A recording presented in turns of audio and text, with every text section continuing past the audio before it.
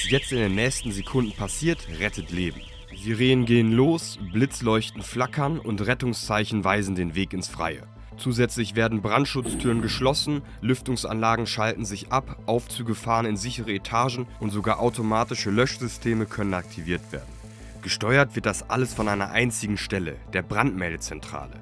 Sie ist das Herzstück jeder Brandmeldeanlage. Die Zentrale empfängt die Signale aller Melder, egal ob Rauch, Hitze, CO oder einem manuell ausgelösten Alarm, und analysiert dann blitzschnell, ob es sich um einen echten Alarm oder einen technischen Fehler handelt. Falls es sich um einen echten Alarm handelt, wird in den meisten Fällen gleichzeitig auch die Feuerwehr automatisch benachrichtigt.